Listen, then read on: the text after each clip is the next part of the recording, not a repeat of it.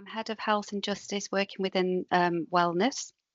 For those of you who might not know that much about wellness, wellness is a range of services that are within lots of different settings within the community. So we cover anything from probation and police stations to courts to out in the community. We also cover youth offending teams as well. So obviously, as you can imagine, we've got lots of different services in lots of different areas, ranging from the Isle of Wight up into Cumbria. So it's quite vast. We've got quite a lot of different professionals that work within health and justice.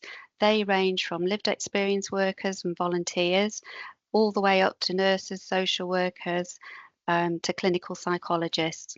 But for the purpose of today, what we wanted to focus and what I wanted to introduce you to is thinking about children and young people. So I'm going to introduce Nicola Forster now, who's the Children and Young Persons Service Lead for Health and Justice. So over to you, Nikki. Thank you, Jane. Okay, so I'm just going to give you today a bit of a brief overview around the needs of young people in the Youth Justice Service. There will be an opportunity for any questions and things at the end, but if you have any comments or questions, just stick them in the chat as we go along. So as Jane said, I'm Nikki Forster and I am the Children and Young Persons Health and Justice Lead here at MPFT. My background is mental health nursing, but I've worked in youth justice for 11 years now. And have a real interest in working with some really quite risky but really, really vulnerable young people. So that's what brings me here today. So if we start by understanding a little bit about youth justice, and what we know is that the majority of young people who come into contact with our service have experienced some adversity, possibly trauma. They may have unmet developmental or mental health needs. And the children who come into criminal justice services are often disproportionately affected by school exclusion, by adverse childhood experiences. We see an overprevalence of neurodevelopmental disorders, mental ill health, and young people who've just really disengaged from education. The Youth Justice Board data that we have each year reiterates that. So those needs and vulnerabilities are a consistent feature with the young people that we work with. So what is youth justice? So it's based on a number of key principles. The first one being a child-centred approach. So we ensure that whatever we do with young people, the child is at the very centre of that. We don't see them as an offender or an adolescent even. They are a child and we view them with the innocence that comes from being a child and the vulnerability that all children have. The main aim of the youth justice system is around diverting children away from custody. So we know that prison, police custodies can be a really traumatic environment. No child should be there. So there's a real focus on moving children out of the youth justice system. There's a focus on restorative justice. So this is where we look at repairing the harm that's been done. So there's lots of victim awareness work that happens in that space. But ultimately, it's about helping the young person who has committed an offence understand what it is that they've done wrong and the impact that that might have on other people. Some of that consequential thinking and perspective taking, and helps them to repair some of the harm that their behaviour may have caused. We always look at prevention over punishment. So we try and understand why this behaviour has occurred rather than punishing the behaviour. And the beauty with the youth justice system is that it's fundamentally based around a multi-agency approach. So we will see people from education, from social care, from youth justice. We'll see police, careers officers, social workers, all under one roof and all trying to work together to meet the needs of a child. So the youth justice system in the UK, it's aimed at children between the ages of 10 and 17 who commit offences, and it should and does sit separately to the adult justice system. So the key components are that around the sentencing options. So for children and young people, there are a range of what we call out-of-court disposals. So this is before a child is presented before a court. We have the option of managing that offence out of court and out of court disposal. So these are like community interventions, and they can range from an outcome 22, which is a no further action from the police, up to a youth conditional caution, which is where the child is served with a caution for their behaviour and there are conditions attached that they must adhere to. And then after that, we come to a referral order, and that's when a child first has to present before the courts for their offending behaviour, and that can go right up then to a detention and training order where a child is sentenced to custody for a period of time. So we have youth courts. So although the buildings are the same and the judges are the same as we see in adult courts, they should have additional training around how we work with young people in the youth justice system, and usually have a real interest in supporting the needs of children coming through those systems as well. The courts themselves operate in a way which is less formal. So, for example, they refer to the child by their first name. They don't wear all the same regalia that they do in an adult Crown Court. It's about helping a child to feel a bit more relaxed in that environment, although it's still terrifying. We have youth offending teams, which are more commonly becoming known as youth justice services. So this is akin to probation for children and young people. So this is a service who manage that offending behaviour and that court order. And again, as I mentioned previously, they're multi-agency teams, and they sit within the remit of the local authority for the area in which they deliver. And then the age of criminal responsibility. So in the UK, that is 10 years of age. So just thought I'd pop a quick map up so that you can see the disparity there across the globe of age of criminal responsibility. We do have some of the lowest ages. Most places it begins between the ages of 12 and 16, but yes, ours is as low as 10. So why is ours age 10? So the UK age of criminal responsibility, one of the lowest in Europe, in fact, one of the lowest in the world. It means that children as young as 10 can be arrested, charged and prosecuted within criminal courts. The youth justice system went through a massive change following the 1993 murder of James Bulger by those two little boys there. And that's because that case in particular sparked outrage across the communities, and people thought that actually by the age of 10 children know the difference between right and wrong. The system became much more punitive, and there was a growing emphasis on children taking accountability and being punished for their actions over that of welfare and rehabilitation. So this case in particular, it really influenced some of the legislation that we work to. Antisocial behaviour orders were brought in the 1998 Crime and Disorder Act. And there's this real kind of presumption that children under the age of 14 lack capacity. However, the age of responsibility does remain at 10. But thankfully, there has been a real move since then of moving away from that way of thinking. We no longer see children as mini adults who need to be punished for their actions. It's really much more of a nurturing approach, I think is the best way to describe it. So it's really started to redress some of that imbalance that we saw around that time. Now, children who are up before a court cannot have their details shared publicly, as happened with those two boys, unless the judge specifically states that they agree for that information to be shared wider in the public domain, and that's only really when there is a risk to public protection. So now we very much look at understanding the why behind the what. Why do children behave in the way they do? Why do they commit the offences that they do? And we try and address the why rather than the what they did, because in my mind that's how we better move through that cycle of rehabilitation and positive outcomes. There are a number of challenges that we face in the youth justice system. So ethnic disparities in youth justice is really notable. We know that Black children, for example, make up only 4% of the UK population, but they account for 28% of young people in youth custody. We know mixed heritage children are overrepresented at every stage of the justice process. And we know that Asian and other minority ethnic groups are also disproportionately affected. And there's lots of thoughts around why that might be. It could be the way that policing happens and that certain cohorts or groups within our communities are targeted more through policing. But the other point to note is around adultification. So adultification is where we think about a group of young people being seen as being more adults than their peers. And they aren't afforded the same kind of care, compassion and understanding that their other peers may have.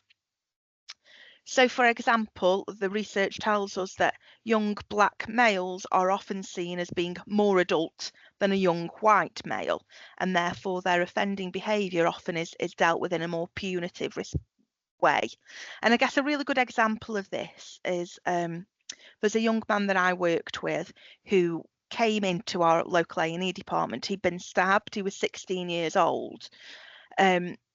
And he told me on my next appointment with him that he'd been stabbed and he'd been to the hospital, but that hadn't been flagged to us before he told us.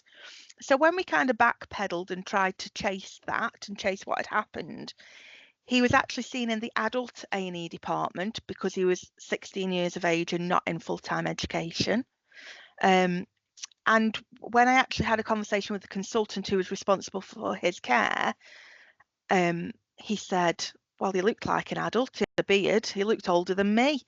And that was kind of the response that took place. But because of that adultification and treating that child in the way that they present physically in front of you, that child wasn't safeguarded. There was no referral made to safeguarding services for a 16-year-old child who had been the victim of a stabbing. So it does happen. It's kind of human nature that you make that initial judgment of people. But it's really important that we're aware of that kind of intrinsic bias that some of us hold. Okay, so if we look at some of the vulnerabilities and risk. So children are not mini adults. Children involved in the youth justice system have complex and multifaceted needs. It can be due to developmental trauma, neurodivergence, poverty, breakdown within the family, and just kind of systemic inequalities that we see. We need to remember that children's brains are still developing up to the age of 25, and particularly that part of the brain that focuses on effective decision making and managing our own emotions. They aren't properly tuned until we're around the age of 25. And if we can intervene early in the lives of these children, we've got a real opportunity to disrupt that trajectory, to stop them going down that route and escalating further through the criminal justice system. I just want to show you this short video. Brain development is much more than a story about biology. From the earliest years, relationships with others play a key role in shaping how our brain grows and develops. Early relationships, where there is abuse and neglect, have a long-term impact on children. A brain that has adapted to survive in a threatening or unpredictable world may not work so well in an ordinary environment. This can create what is called latent vulnerability, where early abusive or neglectful experiences with carers put children at greater risk of experiencing mental health problems in the future. For these children, compared to their peers, common experiences like moving to a new school can feel more daunting and stressful. New faces can appear threatening, while positive social cues can be missed. It can be harder to negotiate new social situations and learn to trust new people. Even fun experiences like joining a new sports team can be challenging.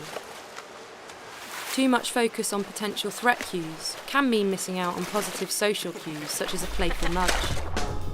Or it causes an overreaction, which leads to an increased risk of conflict and sometimes violence. These reactions can increase the likelihood of generating new stressful events. It's harder to deal with everyday challenges when you feel unconfident and anxious inside, and harder to build and maintain relationships. Over time, this can mean a child loses friends and the support of adults, and so misses out on opportunities to grow and develop.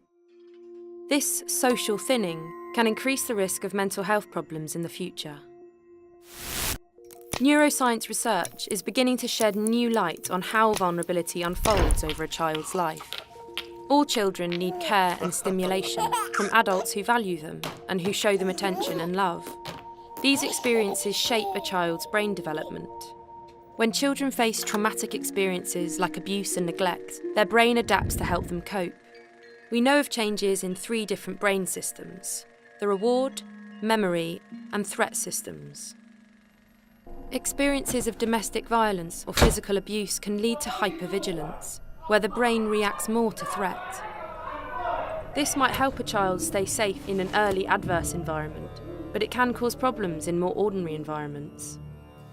Hypervigilance can best be understood as a pattern of adaptation rather than a sign of damage. Abuse and neglect can also mean a world where a child's basic needs for care and attention are not met. This can shape the brain's reward system, the part of the brain that helps us learn about positive aspects of our environment and motivates our behaviour. Over time, the brain's reward system can learn to respond differently to things like positive social cues.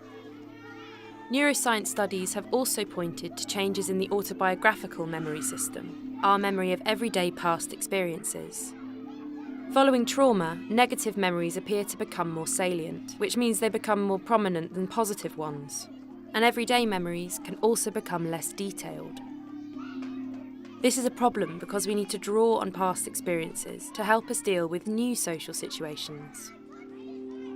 Neuroscience research is showing how childhood trauma can create latent vulnerability, increasing the risk of later mental health problems like anxiety and depression. This vulnerability is not just located in the child, but arises through their relationships. Helping children who have experienced trauma still requires ordinary boundaries and consequences, but it also requires us to step back and reflect and see behaviour that we find challenging in a different light. A child may simply be doing their best to survive now, with brain adaptations from the past. We know a child's brain has the capacity to continue to adapt. For this to happen, they need our help to build and maintain trusted relationships, manage everyday stresses, and prevent new ones from happening. We need to encourage them to try again and believe things can be different. This is far from an easy task and takes time. Science is helping reframe our understanding of childhood trauma. Seeing children's behaviour in a new light can mean we respond differently. But there is much still to learn. Working together, we can develop more effective approaches that promote resilience and recovery. We can help children build trusting relationships and create opportunities for their brains to adapt in new ways. So that's quite a lengthy video, but I think it really nicely explains in a simple way why we do what we do. So vulnerabilities for young people in youth justice. Obviously, we know about adverse childhood experiences. We know the impact that can have on our young people. And this slide just demonstrates what they are. So the impact of ACEs on young people in the justice system. So we see that they are higher risk of criminal behaviour. We know that there is an overrepresentation when we see violence, drug use and criminal activity. We see our young people being excluded from school more often and having or developing learning difficulties. And that can lead then to poor academic performance, truancy or exclusion, which impacts on their later opportunities as they grow. We see our children are much more at risk of criminal exploitation because of their vulnerability. They can be targets for grooming and exploitation. We see lots of substance misuse and gang involvement, and a lot of our young people talk about using substances as a coping mechanism just to get through every day. And linking back to the video, if you imagine a child who is stuck in that fight or flight response, if they're always fired up and ready to fight, they explain then that by using drugs, it helps them to be able to settle and manage some of those emotions that they feel. And we see lots of poor mental health and emotional dysregulation with our children too. So we need to think about the intergenerational impact of trauma as well. We know that children who've had a parent in prison are more likely to end up in prison themselves. We know that a report from the Ministry of Justice told us approximately 33% of children in custody had a parent or close family member who had also been to prison. Children of prisoners are more than 3 times more likely to be involved in offending themselves. And again, if we think about the impact that parental imprisonment has on a child's life, that their attachments are going to be disrupted. There may be financial impacts on the family. Their housing may become unstable. They may be excluded from school. All of these things that we know mean that young people are more likely to become involved in youth justice services. So we really need to start to shift that thinking from what's wrong with this child, why are they behaving in that way, to what's happened to this child, how can we explain that why behind the what.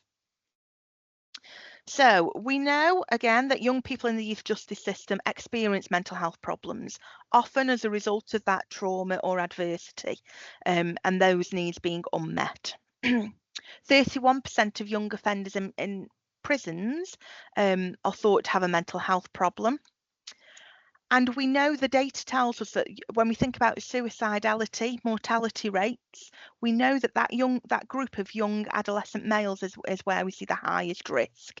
So add into that the trauma and complexity that comes with young people involved in offending, and that rapidly increases that risk. So that is something that we really need to think about. And married up with risk-taking behaviour, impulsivity, there is a real risk to life with the cohort that we support. So we've spoken quite a bit about trauma, so I thought I'd just put a slide in to kind of encompass what trauma is. So there's loads and loads of definitions out there, but ultimately it isn't only what has happened to somebody, it's about the way that their body reacts to it. So we talk about our services being trauma informed, and it's understanding how those traumatic experiences have been interpreted and then influence the behaviour of that individual. So trauma can happen in a number of ways. It can be a one-off or an ongoing event as either the victim or the perpetrator. So just to add, there was a young man that I worked with who had actually stabbed one of his friends, and he experienced some significant symptoms of post-traumatic stress disorder following that. So even though he was the perpetrator of that offence, he was traumatised by it. So it can be somebody being directly harmed or witnessing harm. It can be just living in a really traumatic or toxic atmosphere. And it can be being affected by the trauma in a family or community. And then I've just put up there for you to see the different kinds of trauma response that we can see. And often we can identify where our children sit and they are stuck in that segment, and that's how they respond in every situation. And just that final point I wanted to point out is about the impact that we as service deliverers can have on people. You know, the services, the way in which our services operate, whether that's criminal justice services or healthcare or social care services, we expect people to jump through loops, answer certain questions, answer the same questions over and over again. And that in itself can be traumatizing. So we just need to think about the way that we interact with children and their families and people in general, and consider whether we're doing all that we can to reduce that traumatic impact on people. So I want to touch briefly on neurodiversity and learning difficulties. So again, we see a high prevalence of neurodiversity within our cohort, and that can be any of those identified conditions there. So up to 60% of children in custody have a communication disorder. ADHD is estimated to affect between 30 and 50% of children in youth justice settings.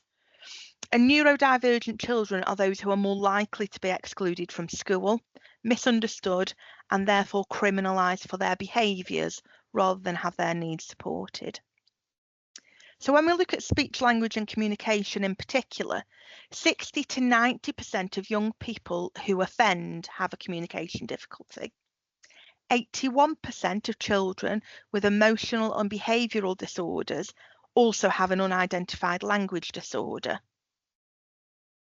Greater numbers of children with a language problem at the age of 4 will then go on to present with a behavioural problem by the age of 8. A third of children with communication needs will develop mental health difficulties, and over 50% will become involved in criminal activity. And 80% of adult prisoners have a speech, language, or communication need. So communication needs difficulties can often be mislabeled as behavioural problems. If people don't have the language or the understanding to be able to explain, give a version of their events, give a perspective of themselves, often this is where things can be mislabeled.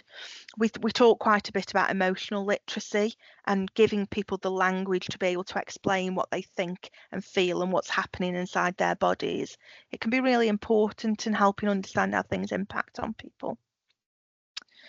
And again, just that last point to say that these difficulties remain throughout a person's life. So although my area of work is focused on children and young people, if these difficulties exist, they don't go away when people turn 18.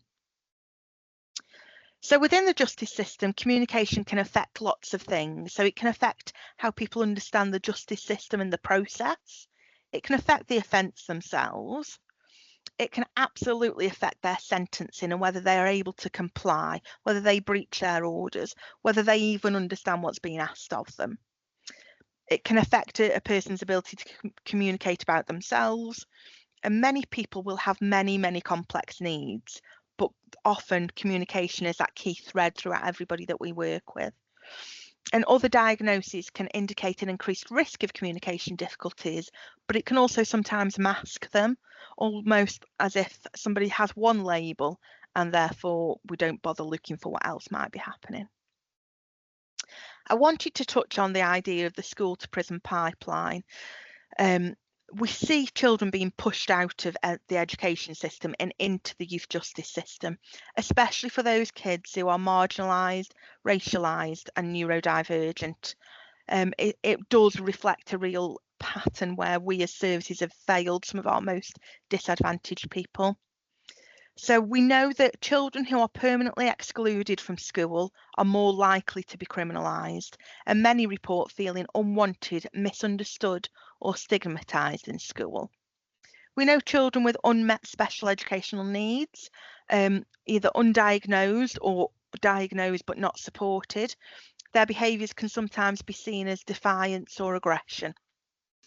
We know that there's a disproportionate impact of Black children, Gypsy, Roma traveller children and children in the care system who are significantly overrepresented in exclusion from school data and inclusion in youth justice data.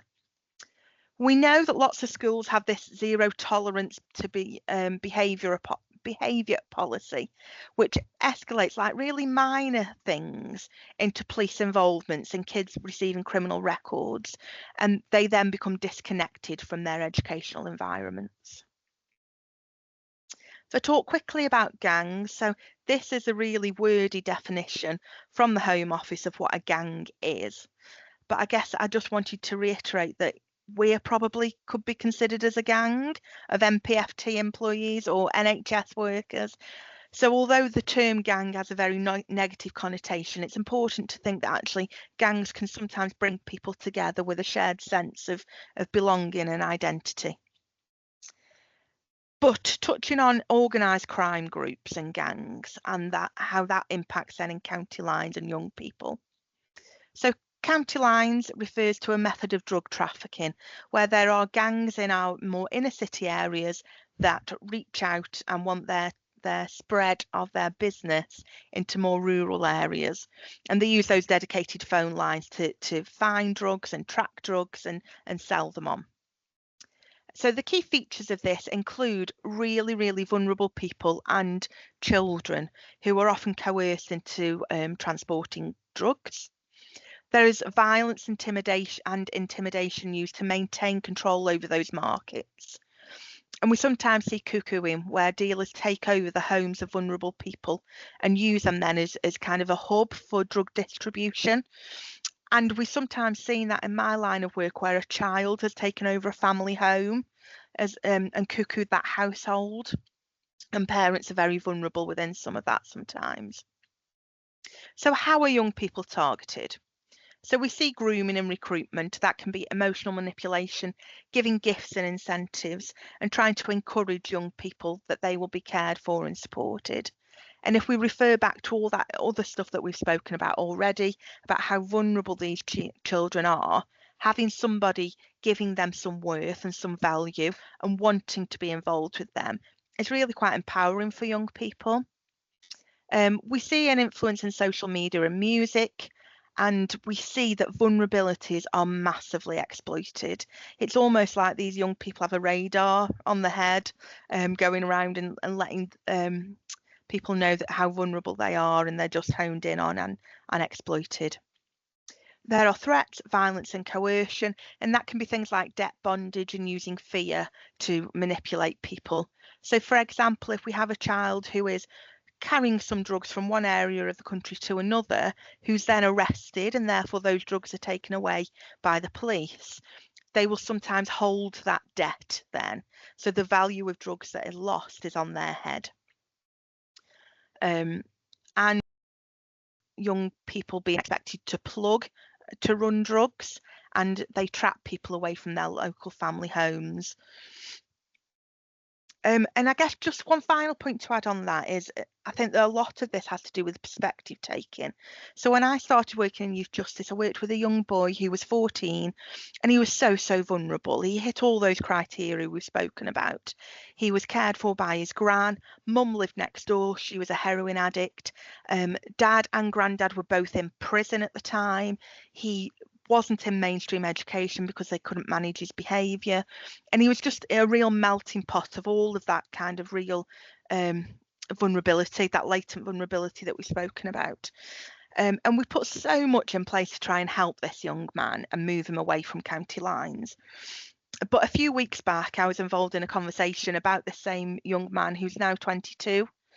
And he's very much seen as a threat because he's pulling young people into county lines. He's almost recruiting young people.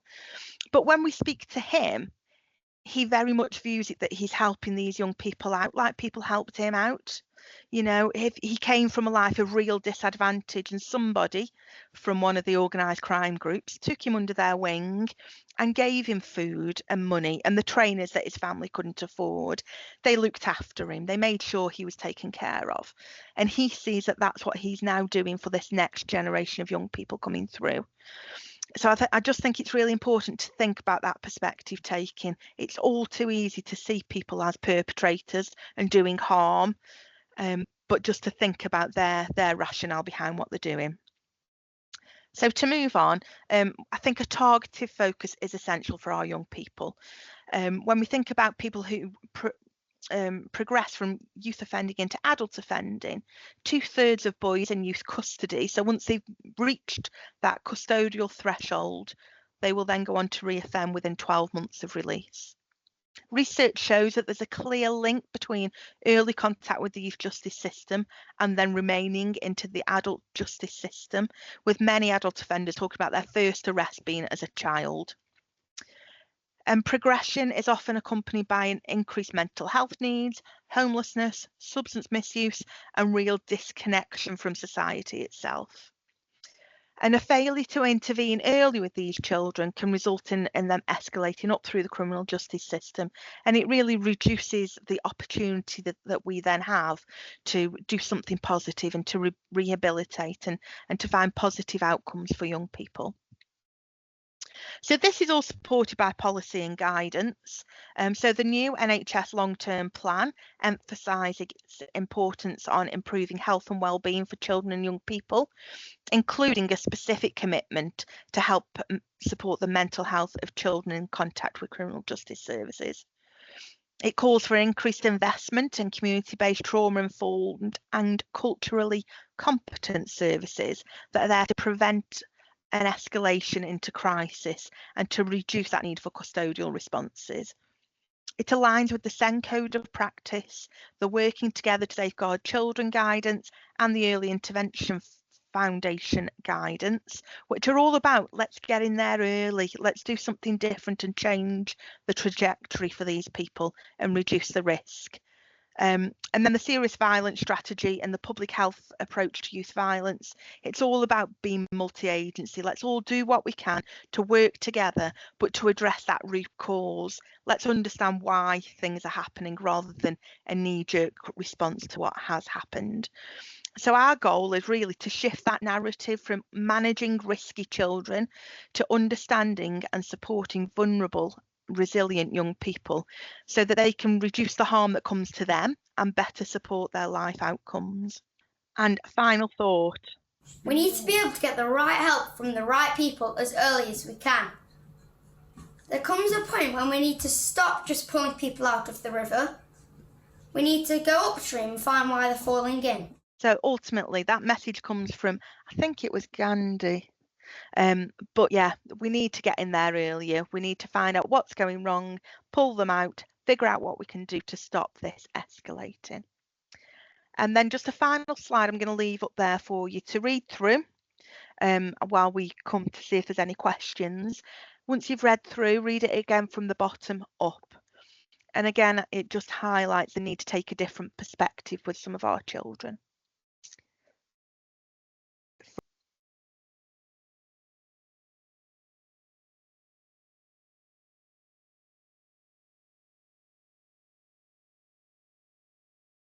If anybody has any questions or comments or anything at all, please stick your mic on or add something to the chat.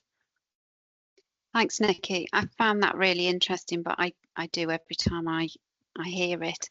For me, I think, you know, as we mentioned in the beginning, you know, it's an ageless service that we've got in health and justice, but also half of the health and justice services are adults only. But we've all been children. The individuals that use our service have been children. So it's really mindful to consider everything that you've said there. I think as well I think that follows really nicely from the discussions that Adrian Coxall gave in regards to the ACEs. So if anybody's interested in that they're on SharePoint as well. I will mute myself if anybody's got any questions at all.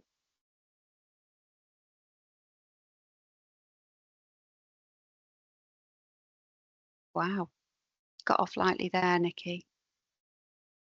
But I'm sure Nikki won't mind me saying, if you've got any questions, please reach out to her if you want that one-to-one discussion with her. So if there's no questions, thank you all very much for giving up an hour of your Friday afternoon. And thanks very much.